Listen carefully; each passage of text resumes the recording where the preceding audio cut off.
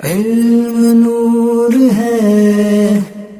علم نور ہے، علم نور ہے، علم نور ہے۔ نبی پاک صلی اللہ علیہ وسلم کی تعظیم اور آپ کی توقیر ہم پر قرآن پاک کی روح سے فرض ہے۔ وَتُعَزِّرُوهُ وَتُوَقِّرُوهُ، تو لہذا تعظیم اور توقیر کا جو طریقہ بھی عرف میں رائج ہو اور وہ شرعاً منع نہ ہو، وہ اختیار کرنے میں کوئی حرج نہیں ہے، اگر وہ طریقہ ادباً درست ہو۔ مثلا صحابہ کرام علیہم رضوان نے نبی پاک صلی اللہ علیہ وسلم کے مبارک بال، آپ کا غسالہ مبارک، آپ کی ریٹ مبارکہ، ان میں سے کوئی چیز زمین پر نہیں گرنے دی۔ باقاعدہ یہ احادیث سے ثابت ہے، صحیح حدیث بخاری کی، مسلم کی، اور آپ کے مبارک جسم کے جو تبرکات کو سنبھال کر رکھا۔ تو یہ ادب اور تعظیم صحابہ کرام علیہم رضوان کو نبی پاک صلی اللہ علیہ وسلم نے کہیں فرمایا نہیں تھا کہ یوں کرو، لیکن انہوں نے تعزروا و توقروا پر عمل کرتے ہوئے نبی پاک صلی اللہ علیہ وسلم کی وہ تعظیم اور توقیر کی جو ادباً درست تھی، جس میں ادب بھی تھا اور جس میں عرفاً کوئی ممانعت بھی نہیں تھی۔ تو لہذا ایسا ادب اور ایسی تعظیم کرنا نبی پاک صلی اللہ علیہ وسلم کی جس میں کوئی شرعاً ممانعت نہ ہو، عرفاً وہ درست ہو، اس کے کرنے میں کوئی حرج نہیں ہے۔ اسی میں سے ہے نبی پاک صلی اللہ علیہ وسلم کے نام اقدس پر انگوٹھے چومنا، اور بالخصوص اذان کے دوران انگوٹھے چومنا۔ اس پر بعض حضرات بہت زیادہ وابلہ کرتے ہیں۔ میں انشاءاللہ مختصراً اس پہ کچھ دلائل آپ کے سامنے پیش کروں گا۔ پہلے نبی پاک صلی اللہ علیہ وسلم کا نام اقدس چومنے کے بارے میں ایک روایت ہے جو بنی اسرائیل کے بارے میں ہے کہ آپ صلی اللہ علیہ وسلم کے بارے میں ایک شخص کا یہ رویہ تھا کہ جب وہ تورات کھولتا اور آپ صلی اللہ علیہ وسلم کا نام اس میں دیکھتا، اس کو چومتا اور اپنی آنکھوں پہ لگاتا، تو یوں اس کا نام اقدس چومنے کا فائدہ یہ ہوا کہ جب وہ مر گیا، لوگوں نے اس کی بدکاری کی وجہ سے اس کو، ظاہری حال ان کو یہ پتہ تھا کہ یہ بدکار ہے، اس کو کوڑا کرکٹ پہ پھینک دیا۔ اللہ نے اس وقت کے نبی کی طرف یہ وحی کی کہ تم اس بندے کو اٹھاؤ، اس کو غسل دو۔ جب اس کی طرف وہ نبی تشریف لے گئے تو انہوں نے، حضرت موسیٰ علیہ السلام کا یہ واقعہ ہے، چنانچہ موسیٰ علیہ السلام کے دور کا، موسیٰ علیہ السلام کی امتی کا واقعہ ہے۔ چنانچہ موسیٰ علیہ السلام جہاں وہاں پہنچے تو آپ نے دیکھا کہ یہ تو وہی شخص ہے جس کو بنی اسرائیل والے کہتے ہیں یہ بدکار ہے، اور اس کو اٹھا کر انہوں نے کوڑا کرکٹ پہ پھینک دیا۔ مزبلہ کا لفظ ہے، فَأَلْقُوهُ عَلَى مِزْبَلَةٍ۔ تو عرض کی یا ربی بنو اسرائیل شہیدوا انہ عصاک مئتی سنۃ، یا اللہ بنی اسرائیل والے تو یہ گواہی دے رہے ہیں اس نے 200 سال تک تیری نافرمانی کی ہے، 200 سال تک۔ اب 200 سال تک جس بندے نے تیری نافرمانی کی، اور اس نافرمانی کے جواب میں، اس وجہ سے انہوں نے اس کو کوڑا کرکٹ پہ پھینک دیا، اب تو فرما رہا ہے تو فرما رہا ہے اس کو غسل دو، نماز پڑھو۔ فَأَوْحَى اللَّهُ إِلَيْهِ، اللہ نے آپ کی طرف وحی کی۔ هَكَذَا كَانَ، ایسا ہی ہے۔ إِلَّا أَنَّهُ كُلَّمَا نَشَرَ التَّوْرَاةَ وَنَظَرَ إِلَىٰ اسْمِ مُحَمَّدٍ قَبَّلَهُ وَوَضَعَهُ عَلَىٰ عَيْنَيْهِ، ایسا ہی ہے، یہ بدکار ہے، گناہگار ہے، لیکن چونکہ اس کا یہ عمل تھا کہ جب یہ تورات کھولتا اور اس میں میرے نبی صلی اللہ علیہ وسلم کا نام مبارک پاتا محمد، تو اس کو چوم کر آنکھوں سے لگایا کرتا تھا، اور اس سبب سے اللہ نے اس کی یہ ادب اور اس کا یہ توقیر فرمائی، اور اللہ تبارک و تعالیٰ نے فرمایا کہ اس پر نماز بھی پڑھیے۔ فَشَكَرْتُ ذَلِكَ لَهُ، اس کو میں نے یہ عمل قبول کیا، وَغَفَرْتُ ذُنُوبَهُ، میں نے اس کے گناہ بخش دیے، وَزَوَّجْتَهُ 70 حورا، میں نے 70 حوروں کے ساتھ اس کی شادی بھی کر دی۔ یہ حلیت الاولیاء میں ابو نعیم اصفہانی رحمۃ اللہ علیہ، بہت بڑے حدیث کے امام، انہوں نے اس کو ذکر کیا۔ تائیداً میں آپ کے سامنے 2 حوالے اور دوں گا، یہ ہیں خصائص کبریٰ۔ خصائص کبریٰ میں بھی امام سیوطی رحمۃ اللہ علیہ نے یہی بات بحوالہ حلیت الاولیاء لکھی ہے۔ اس کی پہلی جلد کا صفحہ نمبر 29 ہے۔ حلیت الاولیاء کی جلد نمبر 2 تھی، اور اس کا صفحہ نمبر تھا 617 نمبر صفحہ، اور یہی بات حلیت الاولیاء کے حوالے سے وہاب رحمۃ اللہ علیہ کے حوالے سے راوی وہ ہیں، یہی بات امام سیوطی رحمۃ اللہ علیہ نے بھی خصائص کبریٰ میں لکھی ہے۔ اور تیسرا حوالہ جو اس موضوع پر ہے وہ قوت القلوب، امام ابو طالب بکی رحمۃ اللہ علیہ کی قوت القلوب، اس کی جلد 2 صفحہ نمبر 138 پر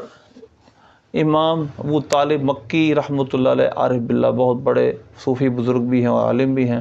انہوں نے اپنی اس کتاب میں اس واقعے کو درج کیا ہے نبی پاک صلی اللہ علیہ وسلم کی تعظیم اور توقیر اور آپ کی شہادت کے حوالے سے، کہ آپ کی تعظیم اور توقیر کرنا اتنا اثر رکھتا ہے۔ اس پر انہوں نے دوسرا واقعہ بھی ذکر کیا جو کہ ابو لہب کا جہنم کے اندر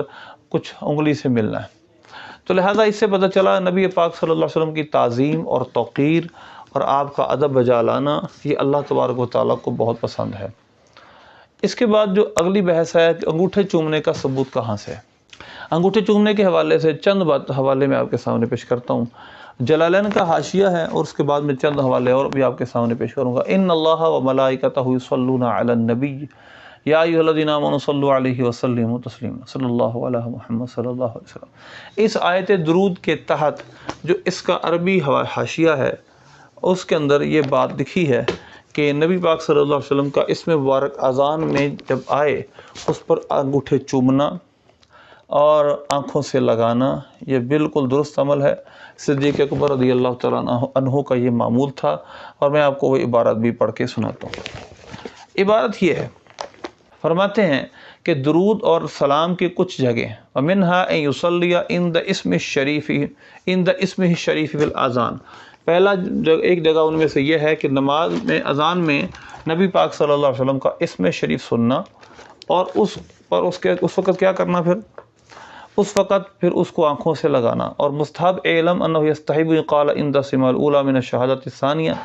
پہلی شہادت میں آپ صلی اللہ علیہ یا رسول اللہ، دوسری شہادت یعنی اشہد ان محمدا عبدہ ورسولہ، یہ دوسری شہادت ہوتی ہے اذان میں اس میں۔ اور پھر جب دوسری دفعہ یہی کلمات کہے جائیں تو کہا جائے قرۃ عینی بک یا رسول اللہ،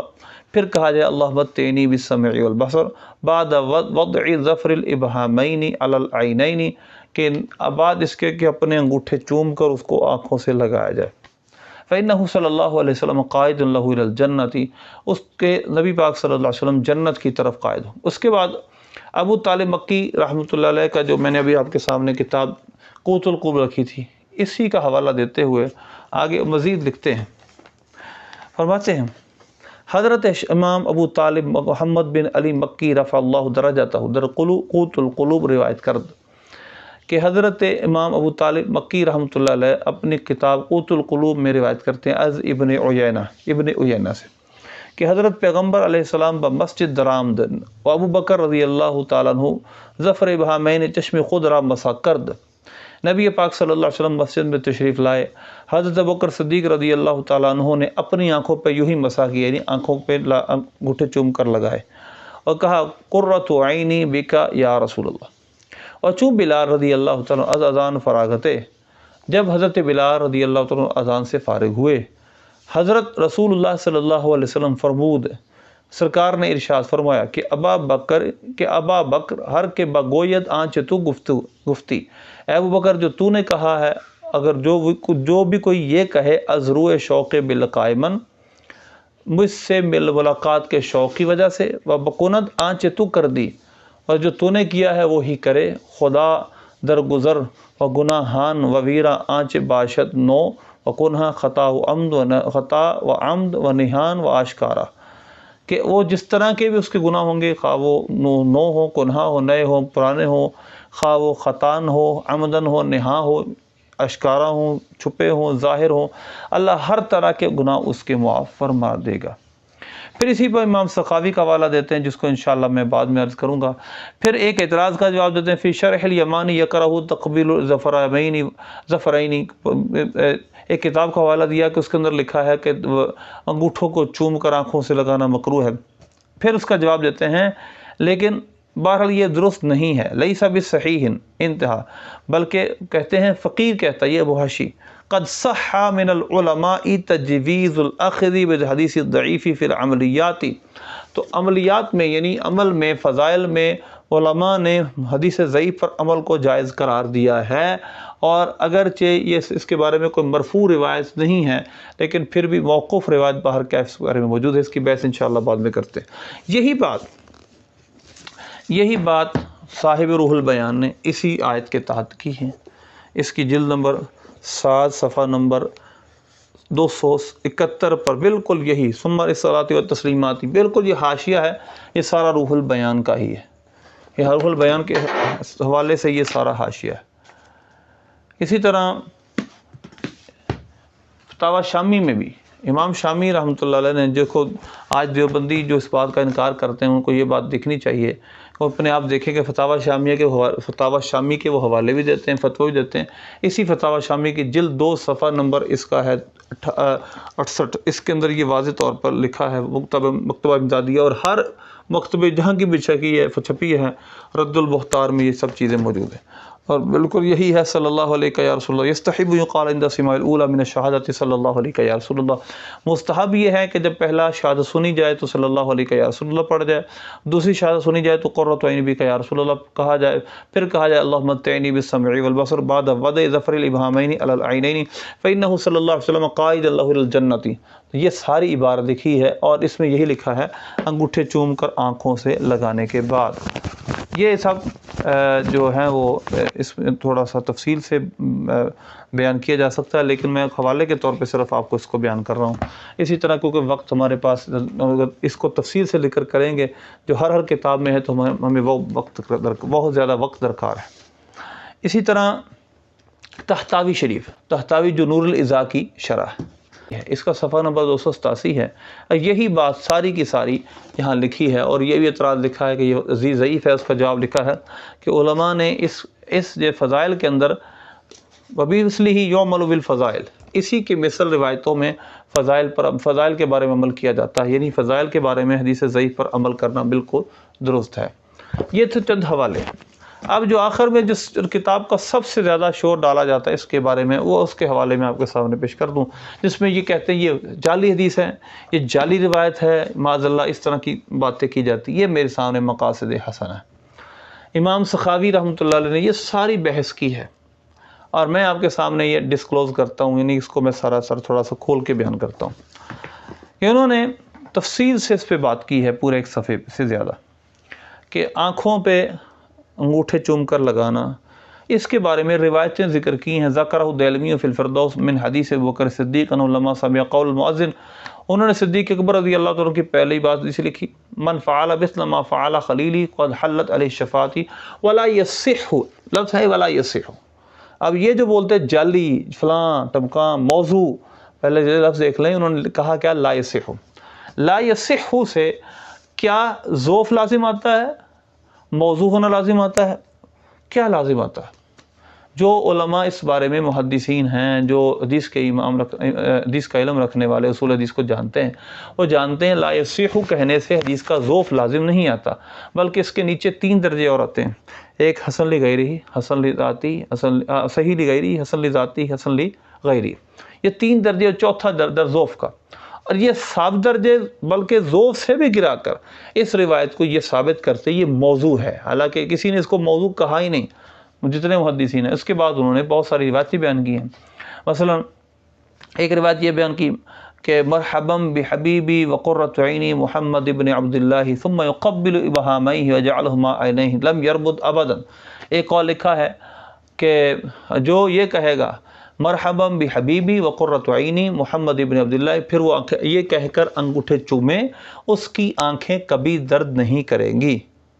یہ پہلی روایت، دوسری روایت لکھی۔ تیسری روایت ثم روی بسند فیہ من لم عارف، ایک مجہول سند سے دوسری روایت بھی ہے، اور اس کے بعد تیسری بات ذکر کی ہے جو شمس محمد بن صالح مدنی کی ہے۔ وہ اپنی تاریخ میں لکھتے ہیں کہ من صلی علی النبی صلی اللہ علیہ وسلم اذا سمع ذکرہ فی الاذان، جب نبی پاک صلی اللہ علیہ وسلم کا اذان میں کوئی ذکر سنے اور آپ پر درود بھیجے، پھر کیا کہے، جامع اصبعہ المصبحہ، اپنے مصبحہ کو، یعنی انگلی یہ جو مصبحہ ہے، اپنے ابہام کو جمع کرے، وقبلہما، اور یوں چومے، ومسح بہما عینیہ، آنکھوں سے لگا لے، لم یربد ابدا، وہ اس کی آنکھیں کبھی دکھیں گی نہیں۔ اس کے بعد چوتھی روایت دیکھو، ابن صالح کہتے ہیں میں نے محمد زرندی بن زرندی سنا، وہ فقیہ تھے، اور انہوں نے عراق یا عجم کے شیوخ سے یہ بات سنی کہ وہ کہتے ہیں،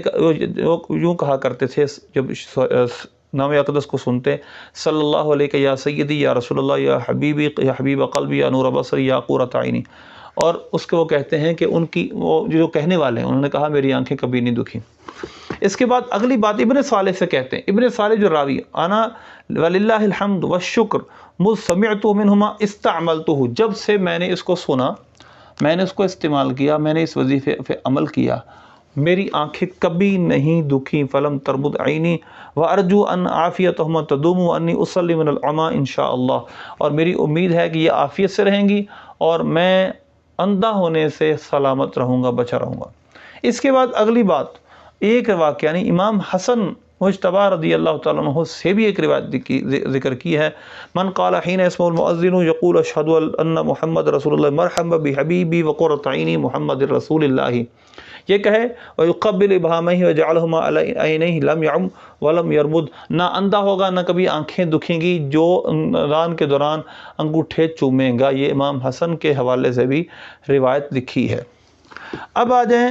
جو اس کے بعد آخری روایت لکھی ہے اور اس کا پھر تبصرہ کیا آخر میں، وَلَا يَصِحُّ فِي الْمَرْفُوعِ مِنْ كُلِّ هَذَا شَيْءٌ، اب یہ جو لفظ ہیں آخر میں جا کر، وَلَا يَصِحُّ مِنَ الْمَرْفُوعِ شَيْءٌ، مرفوع ان میں سے کوئی حدیث بھی نہیں ہے، اور اوپر لکھا ہے ان میں سے صحیح کوئی نہیں ہے، یعنی اوپر والی حدیث صحیح نہیں ہے، اور آخر میں سب حدیثیں لکھ کر کہا ان میں سے مرفوع کوئی نہیں ہے۔ اس کی سند پہ کلام نہیں کیا، اس پہ صرف اس کے رفع وقوف پر کلام کیا۔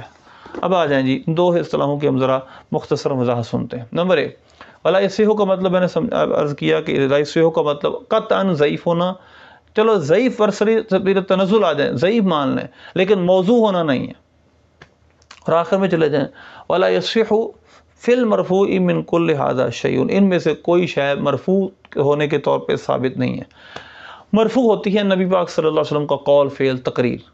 اور ہم مانتے ہیں کہ نبی پاک صلی اللہ علیہ وسلم سے صحت کے ساتھ کوئی بھی روایت انگوٹھے چومنے کی ثابت نہیں ہے۔ بحث اس میں نہیں ہے، نبی پاک صلی اللہ علیہ وسلم کے بعد صحابہ کرام علیہم رضوان کے قول، فعل کو، تقریر کو موقوف کہتے ہیں، تو موقوف اور روایتیں ثابت ہیں، اگر ان میں بھی ضعف مان لیا جائے تو بھی حرج نہیں ہے۔ ہمارے علماء نے فضائل میں ضعیف حدیثوں کو مانا ہے، انشاءاللہ اس پہ میں مستقل ویڈیو بناؤں گا۔ اور دوسری بات، امام سخاوی نے تجربہ ذکر کیا ہے، جب کسی چیز میں تجربہ آ جائے، ابن صالح کا تجربہ، روایت میں مفہوم جو مضمون بیان کیا اس مضمون پر عمل کرے کوئی، اس کو وہی حاصل ہو جائے جو روایت میں لکھا ہو، اس کا اگر سند میں ذوف بھی ہوگا تو وہ ذوف اس تجربے سے اٹھ جائے گا۔ تو لہذا یہ بھی ایک مسلمہ نظریہ ہے۔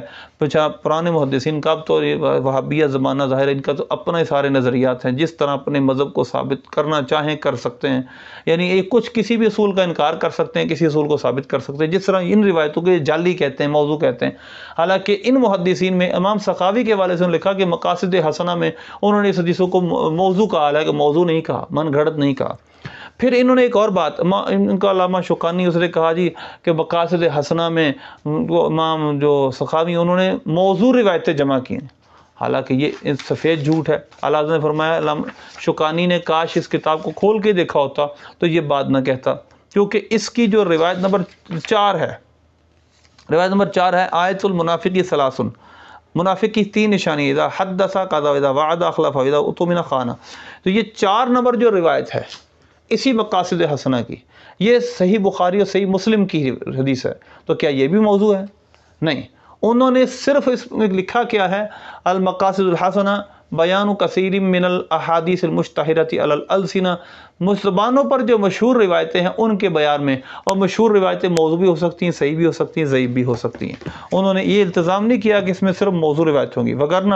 کتنی حدیثیں اس کے اندر دکھائی جا سکتی ہیں جو صحیح ہیں، صحیح بخاری کی ہیں، مسلم کی ہیں،